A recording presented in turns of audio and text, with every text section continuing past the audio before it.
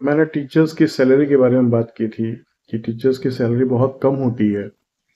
और टीचर्स को सैलरी कितनी मिलती है, बहुत प्राइवेट स्कूलों की बात कर रहा हूँ मैं। ज़्यादातर प्राइवेट स्कूल जो मीडियोकर रेंज के हैं, और कुछ ऐसे भी स्कूल हैं जो बहुत अच्छी फीस लेते हैं स्कूल में, लेकिन उनकी सैलरी बहुत कम होती है टीचर्स की।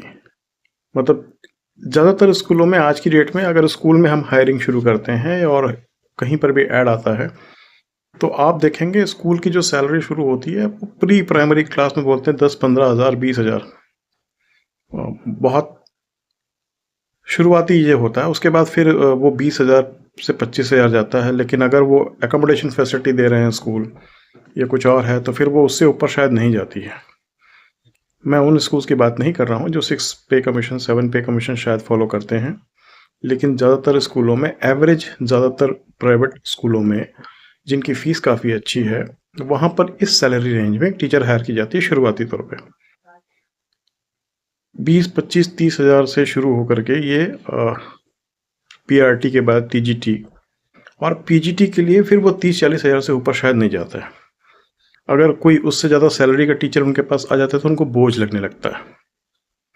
तो इस सैलरी में अगर टीचर्स हायर किए जाते हैं और फिर उनसे प्रोफेशनलिज्म की उम्मीद की जाती है कि वो टीचर प्रोफेशनल रहे, उनका क्वालिफिकेशन अच्छा हो, उनकी लैंग्वेज अच्छी हो, उनकी पर्सनालिटी भी अच्छी हो, सुंदर दिखने चाहिए, प्रेजेंटेबल दिखने चाहिए, मदर टंग इन्फ्लुएंस ना हो, तो ऐसे बहुत सारी चीज़ें हैं। व्हाट्सअप जानता हो, कंप्यूटर जानता हो, एआई जानता हो, टेक्नोलॉजी से भी हो, वो रात को व्हाट्सएप पे रिप्लाई दे सके, कंप्यूटर में पूरा काम कर सके, वो क्वेश्चन पेपर बना सके, वो पेरेंट्स से बहुत अच्छे से बात कर सके, रिप्रेजेंटिंग हो। इन सारी क्वालिटीज़ के लिए ये सैलरी डिसाइड की जाती है। तो आपको ये समझने की ज़रूरत है, हमें ये समझने की ज़रूरत है कि जब एक टीचर इतना ओवरबर्डन हो जाता है, एक क्लास में सीबीएसई के हिसाब से 40 बच्चे से ज़्यादा नहीं होना चाहिए 500 स्क्वायर फीट के कमरे में, तो इन बच्चों को संभालने के लिए एक कॉम्पिटेंट पर्सनालिटी होना ज़रूरी है। मैं ऐसा नहीं कहता कि टीचर्स एलिजिबल नहीं है, क्वालिफाइड नहीं है या उनके अंदर क्वालिटी नहीं है। लोग कर रहे हैं, बट कहीं ना कहीं उनका इंटरेस्ट जो है वो कम हो जाता है, ख़त्म हो जाता है, या वो उस उत्तेजना से या उस एनर्जी लेवल के साथ काम नहीं कर पाते हैं। आप थोड़ा सोचिए कि एक गुपचुप वाले की कमाई कितनी होती होगी, या जो लोग ठेला चलाते हैं वो कितना कमाते हैं। एक गुपचुप वाला 3-4 नौकरों को रखता है, 3-4 नौकर उसके यहाँ काम करते हैं, जो गुपचुप देते हैं, बर्तन मांजते हैं। वो महीने के आराम से 50-60 हज़ार से ज़्यादा कमाता है, क्योंकि अगर 2 लोगों को वो सैलरी दे रहा है तो कम से कम 6-7 हज़ार रुपये देता होगा, तो उतनी सैलरी भी देता है। यानी उसकी इनकम एक टीचर से ज़्यादा है। मेहनत भी है, ऐसी कोई बात नहीं कर रहा हूँ मैं, मेहनत भी है, बट कहीं ना कहीं जो सैलरी का फैक्टर है वो टीचर्स को डिमोटिवेट करता है प्राइवेट स्कूलों में।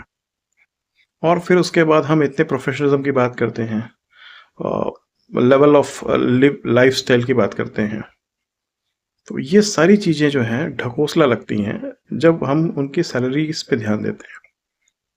पेरेंट्स अगर टीचर्स की सैलरी पूछने लगें तो बहुत से स्कूल की शायद समस्या का समाधान हो सकता है।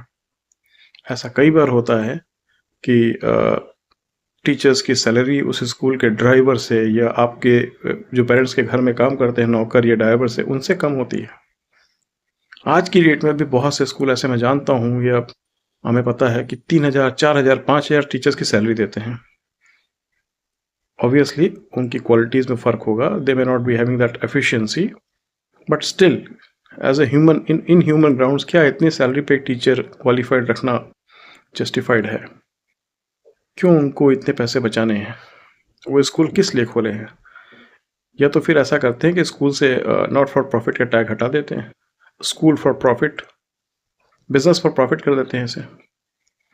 तो ये एक बहुत बड़ा मुद्दा है जो शायद कोई नहीं बोलता, कहीं कोई इसको छेड़ता नहीं है, और टीचर्स हमेशा सफ़र कर रहे हैं इस चीज़ को। Salaries, if you are asking for the quality you should pay a quality amount. इसीलिए आप देखिए आए दिन कुछ स्कूलों में टीचर्स की रिक्वायरमेंट रहती है।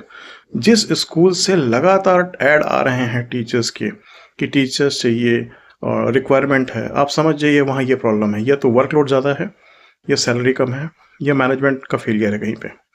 जिस भी स्कूल से बहुत ज़्यादा ऐड निकलते हैं, फ्रीक्वेंट ऐड निकलते हैं, वहाँ ये सब प्रॉब्लम्स आती हैं, क्योंकि साल में 10 बार तो एडमिशन होंगे नहीं, तो आए दिन रिक्रूटमेंट्स होते रहते हैं। वो स्कूल का एक मेजरमेंट है कि वहाँ कैसा चल रहा है, मैनेजमेंट का प्रॉब्लम है, सैलरी का प्रॉब्लम है, या कुछ और प्रॉब्लम है।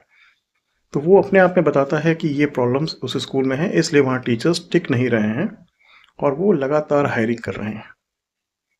तो टीचर्स के बारे में थोड़ा सोचना चाहिए, क्योंकि यही टीचर्स आपके बच्चों को पढ़ाते हैं, उनका ध्यान रखते हैं। आप किसी भी मॉल पे जाते हैं, किसी भी शॉप में जाते हैं, तो उस प्रोडक्ट को देखते हैं, शॉप को देखते हैं, उसके बाद पे करते हैं। तो जब बड़े स्कूलों में जाके आप फीस देते हैं, तो थोड़ा सोचिए कि जो आप बच्चों को पढ़ाने वाले हैं, उनकी क्या हालत है।